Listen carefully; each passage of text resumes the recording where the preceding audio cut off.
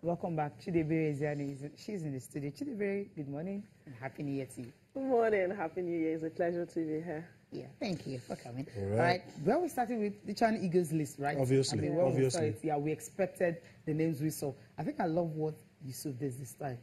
He just had to go through the best players we have. I don't know if there are other players you feel that could have been on this list. You can say that. Well, I think the day before the list was released, there was a lot of talks about him not being sure of who to pick because some of the players he invited in place of, they were doing so much better, and you want to consider, of course, those who played the qualification and all that. But eventually, he picks the best team that he thinks is the best coming out of Nigeria. So for me, I think when a coach makes this kind of selections, you try as much as possible to support them because, of course, at the end of the day, it's the results they bring home that matters. All right. When we're done with this list, I'm going to ask you a question. A lot of people will refuse to ask that question, but let's go through this list first. Ikechukwu Ezawa, Super Eagles goalkeeper. Do we even start saying China Eagles, made Eagles goalkeeper regular? Yeah, Eagles B. Eagles B. Yeah. It sounds offensive. All right. It's not. Okay, he plays for Eagles A. Super Eagles. All right. Oladele Ajiboye, Plateau United. Theophilus Afelo High of Eyimba. Two goalkeepers from. Finally, Theophilus gets his chance. A lot of people even think it should be should be in the main Eagles.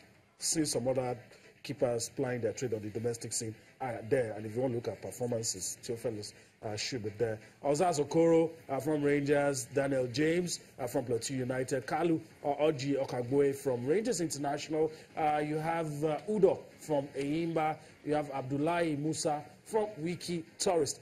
These are the defenders. And other names you have there, Timothy Danladi comes in from Katsina United, Ifeanyi Wenke comes in from Kano Pillars, and Stephen Eze, the big man, comes in from Kano Pillars. All right, let's take a look at the midfielders. And a lot of people say we're a bit lean, but I mean, we're not the coach anyway. Ifeanyi from Akwa United, Rabiu Ali, the old warhorse from Kano Pillars, Augustine Oladapo from Eyimba FC, Ekundayo Ojo from Sunshine. These are the midfielders. The forwards, Emeka Atuloma comes from Rivers, Antonio Potu, everybody's been rooting for this man, from Lobby Stars, Peter Eneji from Plateau United, Ibrahim Mustafa from Eyimba, and you have Emeka Ogbu. A lot of good things being said about this young man as well from Rivers United. All the names on the list: Sunday Faleye from Akwa United, Nura Mohammed, El Kanemi Warriors, Okechukwu Gabriel, another young man that we've heard a lot of good things about. Does this represent for you the best players on the domestic scene, or you feel that the coach had to do the best in the situation he finds himself? I think he did the best in the situation he found himself. There will always be situations where players will say this person is better than this person, but he saw them in camp. He picked the people he believed would, better interpret his instructions, and that's all that matters. For me, I feel the fact that the midfield is thin. I think there are just five midfielders. Is a problem. We've seen that transition of play, even with the senior national team, is still a little bit, it needs a little bit of work. And now, so much forwards, how many of them are outright wingers, and how many of them are strikers? These are things that he has to put into consideration. But like I said, when it comes to the beginning of a tournament and a coach makes his choice, as much as we might object, it's best to respect his choices because, of course, he must have had a plan A, plan Z, and the players he has picked are players that he believes will fit into those plans. Maybe if you're looking at the forwards, because there's so much, some will be drafted to the midfield and all that. I think, the wingers and even the defenders, I think they're also, you can also have that. I think maybe what he's trying to do, the midfielders, he may have to look at the defense and look at the forwards and see the players that can also fit in. Alternate. There are some players who are good, who are versatile. I mean, and I'm also thinking. This is what I'm thinking now, that we saw General try out the wing backs with the Super Eagles. Maybe he wants to try that out to maybe result into the number of defenders that are in the group. So for me, if that is true, then we'll see how that pans out. It's at their first game.